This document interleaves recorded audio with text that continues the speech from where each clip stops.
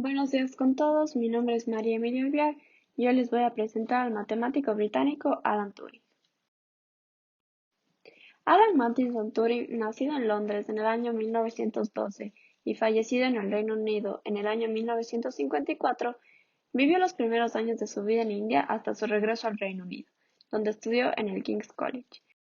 Y tras su graduación se trasladó a la Universidad estadounidense de Princeton, donde trabajó con el lógico Alonzo Church. A los 26 años, Turing comenzó a trabajar para el Servicio Oficial Británico de Cifrado. Obtuvo el doctorado por la Universidad de Princeton, especializándose en criptología. En 1936, imaginaba una computadora que resolviera cualquier problema traducido a expresiones matemáticas y luego reducido a una cadena de operaciones lógicas con números binarios, en las que solo cabían dos decisiones: verdadero o falso.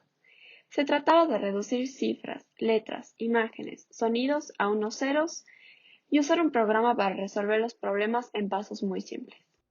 Algo así es lo que estaba maquinando Alan Turing. En 1936, cuando Turing concibió la máquina universal de Turing, la cual se trataba de una máquina calculadora de capacidad infinita que operaba basándose en una serie de instrucciones lógicas, sentando así las bases del concepto moderno de lo que ahora conocemos como algoritmo. Turing describió en términos matemáticos precisos cómo un sistema automático con reglas extremadamente simples podía efectuar toda clase de operaciones matemáticas expresadas en un lenguaje formal determinado. La máquina de Turing era tanto un ejemplo de su teoría de computación como una prueba de que un cierto tipo de máquina computadora podía ser construida. Algo así lucía la máquina universal de Turing. La Segunda Guerra Mundial. Dentro del contexto de la Segunda Guerra Mundial, Turing fue el principal responsable de descifrar Enigma, el código secreto utilizado por el ejército alemán en la Segunda Guerra Mundial, contribuyendo con ello a acortar la guerra. Turing ofreció un insospechado marco de aplicación práctica de sus teorías. Al surgir la necesidad de descifrar los mensajes codificados que la Marina alemana empleaba para enviar instrucciones a los submarinos que hostigaban a los escoltas marítimos de ayuda material enviados por Estados Unidos, Turing, al mando de una división de la inteligencia británica, diseñó tanto los procesos como las máquinas que, capaces de efectuar cálculos combinatorios mucho más rápidamente que cualquier ser humano, fueron decisivos en la ruptura final del código. La máquina que inventó fue llamada la bomba, que permitía descifrar mensajes de Enigma de forma masiva. Tanto así que en 1943 se desvelaban aproximadamente 84.000 mensajes alemanes al mes. Se le debe mucho a Turing, ya que sus métodos de criptoanálisis fueron decisivos para paliar la amenaza de los submarinos en la batalla del Atlántico. Así es como lucía la bomba, la máquina inventada por Turing. Alan Turing definió además un método teórico para decidir si una máquina era capaz de pensar como un hombre, llamado el test de Turing, y realizó contribuciones a otras ramas de la matemática aplicada, como la aplicación de métodos analíticos y mecánicos al problema biológico de la morfogénesis. En el ámbito personal, su condición de homosexual fue motivo constante de fuertes presiones sociales y familiares, hasta el punto de especularse si su muerte por intoxicación fue accidental o se debió a un intento de suicidio. Su contribución fue imprescindible en el desarrollo de las tecnologías actuales. Le debemos mucho a Turing. La conclusión de esta explicación nos muestra que las matemáticas siempre son importantes en cada uno de los aspectos de nuestras vidas. Gracias. ¿Quién fue Isaac Newton? Isaac Newton nació el 4 de enero de 1643 en Worcester.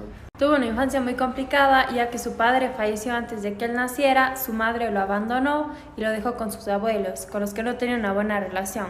A pesar de estar con sus abuelos, Newton fue básicamente criado como un huérfano. Newton crece y su mamá vuelve con el dinero de su segundo esposo difunto y más hijos. Este dinero le permite a Newton ir a estudiar en un colegio. En un futuro, el tío de Newton lo lleva a estudiar en Cambridge, donde su interés por la química y la física aparecen. Tras la epidemia de peste bubónica, Newton vuelve a la granja con su familia. Sin embargo, durante esta epidemia, Robert Hooke le pide ayuda a Newton para desarrollar una teoría en la que se explique el movimiento en órbita de los planetas en el espacio. Newton dedicó su tiempo a desarrollar esta teoría. Un día se cree que estaba sentado bajo un árbol y una manzana cayó sobre su cabeza, lo que le llevó a preguntarse por qué las manzanas siempre caen de forma perpendicular al suelo. Newton investigó y descubrió que, mientras mayor sea la masa del objeto, mayor será la atracción hacia la Tierra, deduciendo que esta misma fuerza de atracción es la que mantiene a la Luna en su órbita alrededor de nuestro planeta. Llamó gravedad a esta fuerza de atracción, resolviendo el problema matemático de Hooke. A partir de sus descubrimientos, Newton estableció 3 leyes, conocidas como las leyes de Newton. La primera ley de Newton, conocida como la ley de la inercia. Esta se refiere a que un objeto en reposo permanece en reposo o un objeto en movimiento permanece en movimiento a menos que una fuerza externa neta actúe sobre él. Esto se refiere a que no es posible que un objeto cambie su estado inicial al menos que se le aplique una fuerza para que cambie su magnitud, su dirección o su velocidad. Esta es la fórmula de la primera ley de Newton en la que se establece si A fuerza neta es aplicada sobre un cuerpo es igual a 0. La aceleración del cuerpo resultante de la división entre la velocidad del tiempo también será igual a 0. Segunda ley de Newton, conocida como ley fundamental o principio fundamental de la dinámica. En esta se establece que un cuerpo se acelera si es que se le aplica una fuerza, entendiendo por fuerza una maniobra como jalar o empujar. Mientras mayor sea la fuerza, el cuerpo aumenta su aceleración. Esta es la fórmula de la segunda ley de Newton. F, fuerza neta, m, la masa expresada en kilogramos y a, la aceleración expresada en metros sobre segundo al cuadrado. La tercera ley de Newton, conocida como principio de acción y reacción. Si un objeto A ejerce una fuerza sobre un objeto B, entonces el objeto B debe ejercer una fuerza de la misma magnitud en dirección opuesta sobre el objeto A. Por ejemplo, si la Tierra te está jalando con una fuerza gravitacional de 500 newtons, tú también estás jalando a la Tierra con una fuerza gravitacional de 500 newtons, pero en la dirección opuesta. Esta es la fórmula de la tercera ley de Newton, en la que se establece que la fuerza del cuerpo 1 sobre la fuerza del cuerpo 2, o fuerza de reacción, es igual a la fuerza del cuerpo 2 sobre la fuerza del cuerpo 1, o fuerza de reacción. Otro de los descubrimientos de Newton fue el binomio de Newton. El binomio de Newton es un algoritmo que nos permite calcular una potencia cualquiera de un binomio. Para ello se emplean los coeficientes binomiales, que no son más que una sucesión de números combinatorios. Esta es la fórmula general del binomio de Newton. Precisamente, los números combinatorios que aparecen en la fórmula son los llamados coeficientes binomiales. Newton fallece el 31 de marzo de 1727 y por todos estos descubrimientos se le conoce como el padre de la física y la matemática.